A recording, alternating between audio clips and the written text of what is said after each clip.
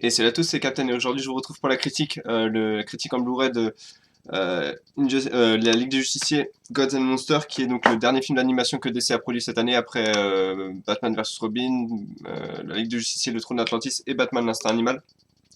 La Ligue des Justiciers, Gods and Monsters, qui est en fait une histoire complètement originale dans un univers qu'on n'a encore jamais vu dans les comics. Où en gros, c'était vraiment j'ai l'impression que Bruce Timm, qui est producteur exécutif et qui était responsable des derniers succès des films d'animation DC, comme je crois que c'était, enfin toutes les séries DC des années 2000, c'est lui, bref. Ça fait plaisir en fait avec cet épisode, avec ce film-là. J'ai l'impression qu'en fait, à la Warner Animation, ils lui ont dit fais-toi plaisir avec une histoire, et du coup, il est arrivé avec comment dire, cette histoire complètement originale, et du coup, c'est vraiment ce qui en fait la force de ce film, qui est, je pense, un des meilleurs films d'animation DC de ces deux, trois dernières années facile. Je pense que c'est même probablement le meilleur depuis Flashpoint, et ça peut peut-être même concurrencer Flashpoint par certains points. Donc on se retrouve avec une histoire complètement alternative, c'est-à-dire que en fait, le film s'appelle La Ligue des Justiciers, mais ils auraient peut-être dû l'appeler La Trinité, Gods and Monsters, parce qu'en fait, la Ligue des Justiciers n'est présente que par sa trinité fondatrice, c'est-à-dire qu'on a juste Batman, Superman et Wonder Woman, qui du coup gardent leur surnom, Batman, Superman, Wonder Woman, mais leur identité n'est pas la même, c'est-à-dire que Superman n'est pas Clark Kent, c'est pas enfin il n'a pas été recueilli par les Kent déjà, et c'est pas non plus le fils de Kara et Jor-El, c'est le fils de Kara. Et Kara, ou... Parce que j'ai l'impression que Kara c'est Supergirl, là j'ai un gros doute. Je sais. Bah, du coup, oui, peut-être qu'ils ont changé également le prénom de la mère de Superman en Kara. Et que du coup, enfin, c'est le fils de Kara et du général Zod. Batman n'est pas Bruce Wayne, mais un de ses ennemis. C'est également un vampire. Et Wonder Woman n'est pas Diana Prince, mais une autre, une princesse qui vient d'un autre royaume. Et là, je vais pas trop vous en dire plus parce que c'est un assez gros spoil. Et c'est une histoire assez intéressante.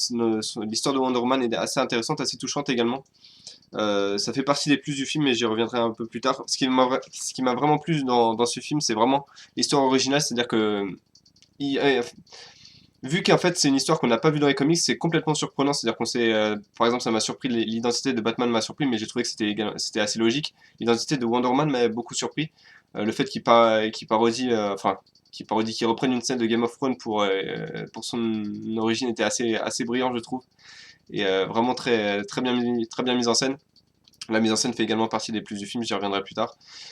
Euh, voilà, le fait que l'histoire soit complètement originale, que ce soit quelque chose qu'on n'a pas vu du tout dans les comics, offre vraiment un caractère surprenant à cette histoire.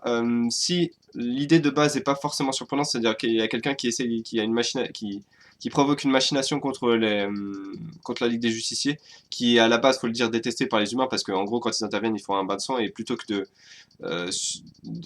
comment dire, d'endiguer une menace, ils la suppriment complètement, donc c'est-à-dire que vraiment bain de sang à chaque fois qu'ils interviennent. Ce qui ne plaît pas forcément aux autorités qui sont représentées par Steve Trevor et Amanda Waller, qui est présidente des États-Unis. Voilà, donc il y a une machination contre cette Justice League. Donc du coup, le point de base n'est pas forcément très innovant, mais les, les motifs, hein, oui, la motivation de l'ennemi principal qui est très très surprenant, c'est quelque chose que c'est la première fois qu'un film d'animation me surprend comme ça. C'est-à-dire que pendant tout le film, je m'étais dit dans ma tête, bon ok, je pense que c'est lui qui est coupable, je pense que c'est lui, et celui qu'on n'attend pas, du coup, devient coupable. Et c'est vraiment quelque chose d'ultra surprenant. C'est peut-être même une des rares intrigues entre guillemets policières qui m'a vraiment surpris depuis un long moment. Et là, je parle pas forcément que dans les comics ou les choses comme ça, c'est même ça peut toucher les films et les séries, etc. C'est vraiment une histoire qui est, à mon avis, vous ne pouvez pas deviner qui est le coupable euh, jusqu'à ce qu'il soit révélé en fait. Et, donc ça c'est plutôt cool. Ses motifs également, enfin pourquoi il agit comme ça, sont sont également assez sympas, voire même très sympas, parce que c'est quelque chose, encore une fois, qui n'a pas été touché dans l'univers DC. C'est vraiment quelque chose qui touche beaucoup à la science-fiction. Et en fait, j'ai l'impression que ce film, plus j'y pense, plus je me dis qu'en fait, c'est quasiment un film de science-fiction, plus qu'un film de super-héros, et ça arrive en tout cas à mélanger les deux genres, et ça le fait très bien. Euh, dans ce film, enfin, ce film nous offre également quelques petits clins d'œil à l'univers DC habituel, c'est-à-dire qu'on a des personnages de l'univers DC qui sont là, mais qui jouent vraiment un petit rôle, donc comme Amanda Waller, Steve Trevor, Ray Palmer, Victor Fries, et j'en oublie un, qui est un des 3 scientifiques du coup qui se fait tuer par ce qui semble être la Justice League, même si nous spectateurs on voit que ce n'est pas la Justice League. Mais, euh, mais voilà, c'est dans vraiment le point positif, c'est vraiment l'originalité et du coup grâce à l'originalité, la surprise de l'intrigue, le caractère voilà surprenant vraiment de cette intrigue. Le but du méchant est également assez voilà assez je pense même ouais, complètement inédit pour les films d'essai, en tout cas pour même dans les comics d'essai, c'est quelque chose que j'ai jamais vu dans les comics et pourtant j'en ai lu pas mal, donc vraiment assez sympa de voir qu'ils ont pris des risques de ce point de vue-là, et même enfin tout ce film est une prise de risque globale, même si j'aurais aimé qu'ils prennent peut-être un peu plus de risques au niveau du design des méchants, c'est-à-dire que les méchants en fait ce sont juste des robots futuristes, et en fait voilà, c'est des robots que si vous avez vu la série Justice League dans les années 2000, il y a un épisode où il y a des sortes de robots qui ont juste un œil au milieu de la gueule, et en gros ça ressemble à ça, quoi. Donc ça c'est un peu dommage. Euh, Ce qui est assez plaisant également, c'est de voir que c'est peut-être le premier film d'animation, ouais, ouais, premier film d'animation d'essai où Superman est véritablement le leader de la Justice League, et c'est lui qui dirige vraiment cette équipe. Et ça, c'est assez sympa, c'est également assez surprenant de voir il prend vraiment son rôle à cœur, mais ça débouche sur un petit défaut, c'est qu'en fait, au départ, la Justice League, dans ce film, vu qu'on voit qu'ils font des bains de sang, etc., et qu'en gros, ils sont largement au-dessus de l'humanité, et qu'en gros, enfin, ils ne font que ce que l'humanité leur demande, mais si au début du film, Superman est prêt à dire allez vous faire foutre aux humains et maintenant on va vous diriger, quoi. Et on va faire une révolution, on va prendre le dessus sur les autorités et vous aurez pas votre mot à dire parce on vous est supérieur. Et je trouve que c'est un peu dommage du coup qu'ils aient pas continué sur cette route-là, parce qu'à la fin du film, malheureusement, toutes les promesses d'une Justice League un peu euh, comment dire, un peu tyrannique, etc., s'envole complètement. Et j'ai trouvé que c'était le plus gros point noir du film, c'est ça, c'est que la morale n'est pas assez, la morale questionnable de la Justice League n'est pas assez mise en scène tout au long du film. Au début du film, elle l'est, enfin au début même des origines de chaque personnage, elle l'est. Mais au fur et à mesure, ça s'effrite, et à la fin, en fait, il ne reste que la Justice League normale, ce qui est un peu dommage. Parce que du coup, quitte à faire un univers alternatif, autant faire une morale également alternative, et du coup, la Justice League pourrait dominer le monde dans lequel elle vit, vu que de toute façon, c'est un monde qu'on ne reverra probablement plus. Donc j'ai bien aimé dans ce film également le fait que Superman soit vraiment mis en avant. C'est vraiment pas un film sur enfin, souvent les films Justice League, on va pas se le cacher, se cachent derrière le nom Justice League, mais mettent souvent en avant le même personnage, c'est-à-dire c'est Batman souvent. Qui trouve le plan, voilà, qui est vraiment mis en avant, alors que des fois il n'a pas forcément à être dans certaines intrigues. Et là, le fait que Superman soit vraiment mis en avant, et que du coup, en fait, à un moment même dans le film, il y a un dialogue où Batman remercie Superman et lui dit pourquoi t'es venu m'aider alors que voilà, j'étais limite un clochard dans la rue. Et je crois que Superman lui dit parce que t'avais faim ou quelque chose comme ça. Et en gros, voilà, c'est assez sympa de voir que pour une fois, le rapport de puissance s'est inversé entre Superman et Batman. D'habitude, c'est Batman qui donne des conseils à Superman, qui le met sur la bonne voie ou des choses comme ça, qui le recadre en tout cas. Et là, c'était vraiment Superman qui endosse ce rôle. Et ça, c'est plutôt, c'est même très sympa à voir.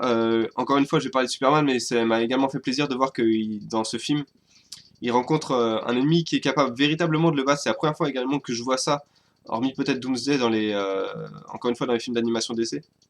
Un ennemi capable de tenir tête à Superman en un contre un et à pleine puissance. C'est-à-dire qu'on voit vraiment qu'il y a une grosse destruction, et que c'est vraiment un combat épique, un combat comme Superman devrait se battre en fait. C'est-à-dire avec des rayons, des coups qui traversent la Terre, etc.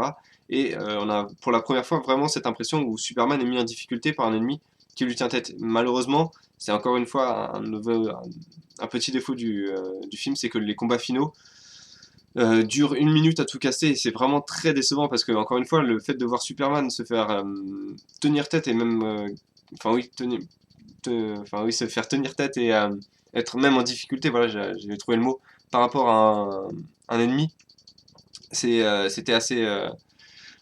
assez plaisant à voir. Au niveau de la mise en scène également, je peux dire deux choses, c'est que le fait, chaque chaque personnage est mis en scène par des flashbacks, c'est-à-dire qu'on voit comment Batman est devenu un vampire, on voit comment Wonder Woman est devenue ce qu'elle est, d'où elle vient également. Bon, Superman ne l'a pas parce qu'au final, son flashback, il peut pas forcément se rappeler de. Enfin, il peut même pas s'en rappeler du tout. Donc, le fait que les flashbacks soient pas mis en scène, c'est-à-dire soient pas capillotractés par. Euh, pour nous, en fait, c'est-à-dire que souvent, j'ai l'impression que les films d'animation nous prennent un peu pour des cons, c'est-à-dire qu'on voit, par exemple, le plan un plan qui se rapproche sur le visage d'un personnage, et hop, il y a un flou, un fondu enchaîné, et puis hop, on arrive dans les flashbacks. Et là, c'est le fait qu'on coupe d'un plan A pour arriver sur un plan B, où en fait c'est le flashback, le fait que ce soit pas mis en scène, qu'il n'y ait pas de transition, en fait, peut choquer à la base, mais je trouvais que c'était plutôt bien vu. Et ça tranche encore une fois avec tous les films d'animation jusqu'à présent, où en gros, ils prenaient un peu le spectateur par la main et lui disaient, tu vois, là, faut que tu regardes ça, faut que tu comprennes. Alors que là, maintenant, c'est un peu à nous de faire le lien. Et ça, j'ai trouvé que c'était assez sympa, cette démarche de ne pas prendre le spectateur pour un idiot. Donc de ce point de vue-là, encore une fois réussi. Le deuxième chose qui est bien vu par rapport à la mise en scène, c'est je vais y arriver. C'est le fait que la brutalité n'est pas forcément, comment dire, n'est pas forcée comme les films New 52 pouvaient le faire, notamment le film Le Trône d'Atlantis, la Justice League, où en fait on voyait de la décapitation de mecs, etc. Ce qui a pas lieu d'être dans un film d'animation au final, surtout dans un film d'animation de comics où à la base ça touche les enfants, enfin les enfants ou les adolescents, voire les jeunes adultes, en tout cas le public ciblé en tout cas. Et donc là, le fait que la brutalité soit mise en scène, parce qu'on a Batman qui est un vampire, on a également des massacres, etc. dans le film, mais le fait qu'on n'y ait pas des effusions de sang, j'ai trouvé que c'était assez cool et c'est encore une fois une sorte de pied de nez de la direction artistique de ce film qui a montré en gros à leurs collègues qui font à côté les films de la Justice League, voilà comment ça peut être mis en scène et voilà comment ça peut être fait de façon intelligente, où on comprend tout ce qui se passe, on comprend la brutalité, mais elle n'est pas montrée forcément du coup. On montre la brutalité sans choquer les enfants qui pourraient regarder. Et ça, c'était vraiment super bien vu. Autre pied de nez qui est assez intéressant, c'est également le fait que pendant tout le film, à chaque fois que Steve Trevor parle à Wonder Woman, elle lui dit en parlant de Superman, ton petit copain attend ça, ton petit copain attend ça. Et en fait, c'est vraiment du coup, le pied de nez encore une fois au film de la Ligue des Justiciers avec Justice League War et le Trône d'Atlantis, où la romance Superman Wonder Woman est vraiment capillotractée et n'a aucun sens véritablement. C'est vraiment deux personnages enfin, qui ne se parlent quasiment pas et puis au final ils se disent ah mais au fait t'as l'air vachement cool, ouais c'est vrai, bref c'est assez ridicule. Si vous voulez plus d'infos, regardez mes critiques sur Justice League Trône d'Atlantis notamment, qui est le plus mauvais film de la Justice League à mon avis. Bref, tout ça pour dire que dans tout le film, en fait, il y a Steve Trevor qui taquine comme ça Wonder Woman avec ça, et Wonder Woman qui répond mais c'est pas mon copain, c'est pas mon copain, et effectivement, c'est pas son copain, et du coup, en fait, c'est comme si Steve Trevor euh, le, était un peu voilà, l'équipe créative derrière ce film, qui taquinait le New 52, voilà, l'équipe qui réalise la Ligue des Justiciers à côté, en leur disant mais en fait ça doit pas être son copain, ça doit pas être son copain. Enfin moi voilà, c'est des petites choses assez intelligentes qu'on peut, enfin qui sont juste intéressantes à noter, mais qui font vraiment qui du coup en font un film vraiment à part dans l'univers d'essai. Ça c'était vraiment cool. Les romances, donc comme je viens de le dire, sont beaucoup mieux gérées dans ce film que dans les films New 52, c'est-à-dire que dans les films New 52, on avait, encore une fois, par rapport au Trône d'Atlantis, l'Atlantis ou Atlantide, je sais plus. Ce film m'a tellement marqué que je me rappelle même plus du titre. Ouais, voilà, où il y avait trois romances qui sortaient vraiment de nulle part. On avait Superman, Wonder Woman, on avait Cyborg et puis son assistante, et on avait Aquaman et Mera. Bon, ça à la limite, c'était un peu plus logique. Mais ça sortait un peu de nulle part, alors que là, les romances sont quasiment centrales à l'histoire et jouent vraiment une importance assez énorme dans l'intrigue. Et comment dire, elles sont pas à l'eau de rose. Elles sont toujours teintées de quelque chose, soit de, enfin c'est souvent même de la tragédie, c'est-à-dire que, enfin, on sait, mais de toute façon, on sait qu'on peut pas être ensemble, donc ça sert à rien qu'on se mette ensemble ou des choses comme ça. Donc ça, c'était vraiment assez sympa de voir ça dans ce film. On peut également mettre un point assez intéressant à noter, c'est également que tous les persos sont contrastés, c'est-à-dire que même les méchants sont pas forcément que méchants, c'est-à-dire qu'ils ont une part de bien en eux, ils veulent faire le bien, mais c'est juste qu'ils le font de la mauvaise façon. Et pareil, nos héros, en fait, au final, ils font le bien, mais ils tuent des gens, ils créent la destruction énorme. Et est-ce qu'ils font vraiment le bien pour eux ou pour, enfin, est-ce qu'ils font vraiment le bien de l'humanité ou le bien des États-Unis ou le bien ou leur bien personnel? Ça, voilà, c'est des choses que le film n'explique pas et en gros c'est au spectateur de décider. Ça c'est vraiment assez sympa de voir que tous les persos sont contrastés et c'est à vous de vous faire une propre idée sur ce qui vous retirez de la personnalité de ces héros.